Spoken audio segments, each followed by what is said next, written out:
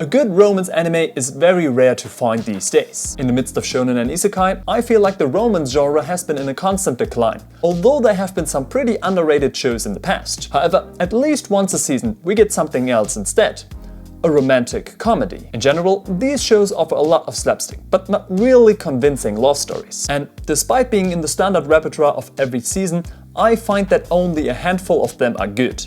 Some of them really good and some of them sensational. That's why I went into Netflix's Romantic Killer, believing that this would be exactly one of those shows. A slapstick comedy with a portion of humor and a protagonist that finally falls for the guy in episode 12. But what if the show decided to leave the romance part out entirely? Romantic Killer definitely has its small problems, but it manages to do something very unexpected, breathing fresh air into a genre that seemed to be running in circles. And even more important, it has a very wholesome message. But what is it about? Anzu is only interested in three things: her video games, her chocolate and her cat. What she's not interested in is boys. However, that changes one day when a wizard called Riri enchants her. From one day to the other, she doesn't have access to her favorite things. Her cat and her consoles mysteriously vanish, and somehow there seems to be no chocolate for her to buy. Due to the declining birth rates in Japan, which may be a comment on real-life Japan, the wizard wants to create more opportunities for men and women to fall in love, which is why, pretty soon,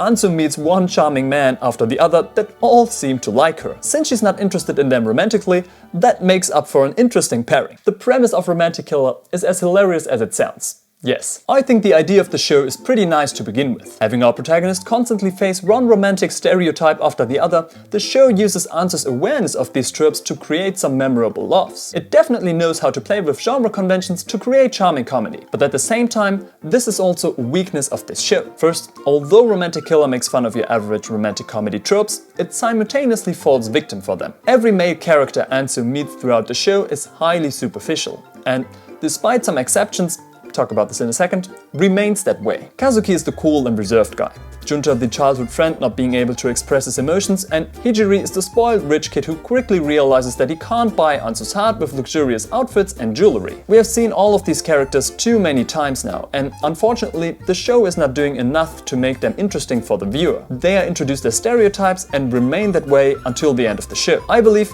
that there was a lot of wasted potential here. Another issue that I had was the predictability of this show. Mostly, Anzu is trying to dodge every spell, or boy, Riri throws at her, and especially in the beginning, this can be a truly fun ride. However, after a while, the structure of the episodes repeats itself, not adding enough variation to build significant momentum. The show's pacing is very moderate in the first place, so some episodes can feel a little bit dragged out. Also, the animation style is not the greatest. Studio America doesn't have a lot of shows in its portfolio, and all of their recent projects haven't been a milestone in animation. On the other hand, I feel like every show is compared to Chainsaw Man these days, so maybe that's a little bit unfair. The show itself is filled with slapstick comedy that sometimes had me crying on the floor and sometimes didn't do a lot for me. It's definitely a hit or miss in a sense, but I can't deny that the presentation of Romantic Killer is filled with energy. There seems to be a lot of criticism that I think is justified. So why do I think that this is still a very good and important show? Well, one of the reasons is definitely Anzu. She is a hell of a protagonist. Super relatable on the one hand, but also very well written on the other hand. What would be a predictable turn of events in this show is that Anzu, despite not being interested in boys, eventually falls head over heels for them anyway. But that's not the case. Mostly, she is pretty angry with Riri and her maneuvers to get her into a relationship, although she's not interested. However, after some time, Anzu starts to enjoy the presence of the boys around her and begins to question her own feelings. But all of this happens super organically. She feels insecure at first, but slowly starts to develop feelings for them. However, mostly not romantic. Anzu is by far the strongest part of this show, because among her more one-dimensional surrounding, she reacts like all of us would react as well. With anger, frustration, but also with curiosity and thankfulness. Without her, the show would simply be half as good. There's another aspect I mentioned a second ago and that I wanted to address. For most of the show, I believe that Kazuki would be the hard-to-get character that eventually opens up to Anzu, but I was pretty wrong about him. At some point, the show takes a heavily serious tone and reveals a lot of interesting aspects about him. Before that, I put him in a box and believed that he would just be a flat character, but in the end, I was actually pleasantly surprised. I think it's a little bit sad that he is the only male character that gets a well-thought background and believable motivation,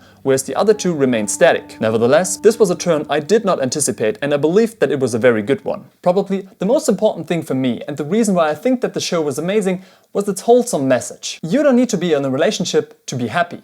That's what I truly love about Anzu and Romantic Killer, that a boyfriend would be the missing puzzle piece in her life. She's fine with and without men, which I think is a pretty strong message. Given that this manga is relatively new, I hope that this might change the way anime romance is portrayed on screen. That there are other ways to tell a romantic story that mostly exists in blushes, misunderstandings, and an obligatory kiss at a school fest with an obligatory firework in the background. Romantic Killer shows that there are other ways of portraying romance in believable ways, and all of this feels like a step into the right direction. And maybe, for some of you, this was the right message you needed to hear right now. Romantic Killer is a charming comedy with the heart at the right place. Yes, not everything is perfect in this show, and for some, the comedic intervals will be a hit or miss. But Anzu's and Kazuki's character development are pretty strong, the ending unexpected, and the message an important and wholesome one. Solo Leveling will be the biggest anime in 2023, but there is something missing. Find out more right over here. My name is Leon, thank you so much for watching this video, and I hope to see you guys in the next one. Bye bye.